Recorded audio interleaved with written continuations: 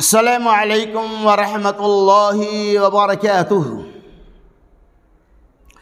الحمد للہ وحدہ والصلاة والسلام علی من لا نبی بعد اما بعد۔ معزز ناظرین کرام، یہ ہندوستان جو جمہوری ملک ہے، یوم جمہوریہ کے موقع سے ہندوستان کے ہر کوشے کونے میں یوم آزادی کا نعرہ بلند کیا جاتا ہے۔ بوڑھے جوان بچے سب مل کر یوم آزادی کی جشن مناتے ہیں۔ اس یوم جمہوریہ کے موقع سے جنگ آزادی میں شریک ہونے والے شہداء کرام کو خراج عقیدت پیش کیا جاتا ہے۔ اس یوم جمہوریہ کے موقع سے شہیدوں کے نام کو زندہ کیا جاتا ہے۔ اس یوم جمہوریہ کے موقع سے ہر کوئی جمہوریت کی خوشی کا اظہار کرتا ہے۔ میرے دوستوں، بزرگوں، عزیز ساتھیوں، یہ یوم جمہوریہ کیا ہے آپ کو سمجھنا پڑے گا۔ جمہوریت کا معنی ہوتا ہے آزادی۔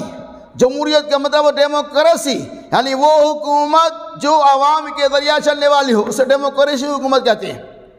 جمہوریت کے اندر سارے لوگوں کا اختیار ہوتا ہے۔ جمہوری نظام کے اندر کوئی اپنا قانون نہیں چلا سکتا، بلکہ تمام لوگوں کے مشورے سے جو قانون پاس ہوگا اس کے اوپر عمل کیا جائے گا۔ اسے یوم جمہوریہ کہتے ہیں۔ میرے دوستو، آپ کو یہ بات اچھی طرح معلوم ہے، آج یوم جمہوریہ ہے۔ ہمارا دیش 1947 سے پہلے انگریزوں کا غلام بنا ہوا تھا۔ لگ بھگ 200 سال سے زائد تک اس ملک ہندوستان کے اوپر انگریزوں نے، سامراجیوں نے حکومتیں کی، اہل وطن کے ساتھ ظلم و زیادتیاں کی۔ اہل وطن کی کوشش، ہندوستانی، سکھ، عیسائی، ہندو، مسلم، تمام لوگوں کی صحیح اور کوشش کے ذریعہ اس ملک سے انگریزوں کو بھاگنا پڑا۔ 1947 سے ہمارا ملک انگریزوں کی غلامی سے آزاد ہو گیا۔ یقیناً ہندوستان کی آزادی میں کسی ایک دھرم والوں کا حصہ نہیں، تمام مذہب کے لوگوں نے اس ہندوستان کی آزادی میں حصہ لیا، اپنی جانی مانی روحانی قربانیوں کو پیش کیا، اور تمام لوگوں کی اتحادی طاقت و قوت کی بنا پر انگریزوں کو ہندوستان چھوڑنا پڑا۔ انسان کے لیے وہی چیزیں مقدر ہوتی ہیں جس کے لیے وہ کوشش کرتا ہے۔ ہندوستانیوں نے انگریزوں کو بھگانے کے لیے کوششیں کی، اللہ نے آپ کو کامیاب کیا۔ تو 1947 میں ہمارا دیش بالکل آزاد ہو گیا، انگریزوں کو یہ ملک چھوڑنا پڑا۔ اب چونکہ دیش آزاد ہو گیا، یہاں 200 سال 250 سال سے انگریزوں کی حکومتیں تھی، انہی کا قانون چل رہا تھا۔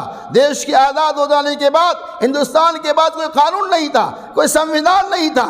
اس ملک ہندوستان کو کیسے چلایا جائے؟ اس آزاد 1947 کے بعد جب ملک آزاد ہو گیا، آزادی کے بعد ہندوستان کے بڑے بڑے رہنما دانشورانوں کی ایک بیٹھک رکھی گئی، چند لوگوں پر مشتمل ایک کمیٹی تشکیل دی گئی۔ اس کمیٹی کے ذریعے یہ بات سامنے آئی کہ ہندوستان کے اندر ایک الگ قانون ہونا چاہیے۔ اس قانون سازی کے لیے تمام لوگوں کی متفقہ رائے سے بھیم راؤ امبیڈکر کا انتخاب کیا گیا، اور اس بھیم راؤ امبیڈکر نے ہندوستانی قانون کو لکھا، ہندوستانی قانون کو تیار کیا۔ 26 نومبر 1949 میں ہندوستان کا قانون تیار ہو چکا تھا، اور ہندوستانی قانون جب لکھا گیا تو دستور کے اندر یہ بات سامنے آ چکی کہ ہندوستان میں تمام لوگوں کو مکمل طور پہ آزادی رہے گی۔ تمام لوگ، ہندو، مسلم، سکھ، عیسائی، ہر کسی کو اپنے اپنے دھرم کے مطابق یہاں زندگی گزارنے کا، اپنے اپنے مذہب کے مطابق عبادتیں کرنے کا، پوجا پاٹ کرنے کا مکمل حق ہے۔ کسی کے اوپر کوئی پابندی نہیں۔ اس طرح کے قانون تیار ہو گیا، سنویدھان بن گیا۔ اور آپ کو میں بتاتے چلوں، اس سنویدھان کے لکھنے میں مکمل 2 سال 11 مہینے 18 دن لگ چکے۔ اس کے بعد 26 جنوری 1950 عیسوی میں ہندوستان کے اندر یہ قانون نافذ کر دیا گیا. 26 جنوری 1950 سے ہندوستان میں جو قانون تیار کیا گیا تھا اس کو نافذ کر دیا گیا اور یہ اعلان کر دیا گیا کہ ہندوستان میں ہر کسی کو مکمل طور پہ آزادی ہے، وہ جس طرح سے چاہے اپنے آزادانہ زندگی اپنے دھرم کے مطابق گزار سکتا ہے. یہ ہے جمہوریت. میرے دوستو بزرگوں، جمہوری نظام کے بعد شامل ہے یا ہر مذہب کو مکمل طور پہ اختیار اور آزادی ہے. اسی چیز کا نام جمہوریت ہے، اور اسی جمہوریت کے لیے ہمارے آباء و اجداد نے تن من دھن کی قربانیاں پیش کر دی، خون کی ندیاں بہا دی اور ہندوستان کو آزاد کر دیا. اور یہاں ایک قانون بنایا جس قانون کے ذریعہ تمام لوگوں کو برابر رہنے، سہنے، چلنے، بسنے، کھانے پینے کا مکمل آزادی. بڑے افسوس کے ساتھ کہنا پڑتا ہے کہ آج جمہوری نظام جو قانون ہے، جمہوری نظام جو نافذ ہو چکا ہے، اس جمہوریت کے اندر ہر کسی کو حق ہے. یہی وجہ سے 26 جنوری جب آتا ہے تو ہندوستان کا ہر باشندہ ترنگا لے کے کھڑا ہو جاتا ہے اور ترنگا لہراتا ہے، ترنگا لہراتا ہے، شہدائے کرام کو خراج عقیدت پیش کرتا ہے. بڑے افسوس کی بات ہے یہ ملک و ہندوستان، یہ ملک ہندوستان جو آزاد بھی ہو گیا، جمہوری نظام نافذ بھی ہو چکا، لیکن کچھ ایسے لوگ پیدا ہو گئے، کچھ ایسے خرافاتی ذہن و دماغ کے لوگ اس ہندوستان میں پیدا ہو چکے ہیں جو اس جمہوری نظام کی مخالفت کرتے ہیں، جو یہ چاہتا ہے کہ آج سے جمہوری نظام کا خاتمہ ہو جائے ہے. میرے دوستو یقیناً جمہوریت ہر کسی کے لیے برابری کا حق دیتا ہے.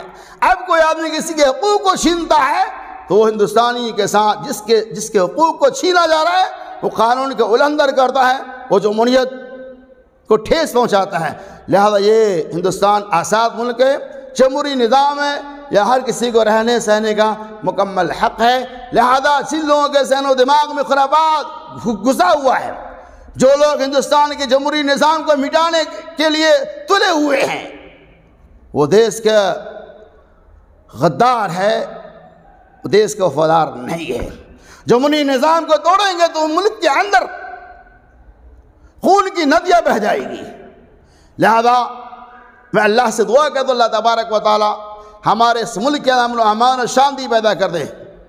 اس ملک کے اندر جو قانون ہے اس قانون کی پابندیاں کرنے کی بھی توفیق رفیق عطا فرما. آمین. وآخر دعوانا ان الحمدللہ رب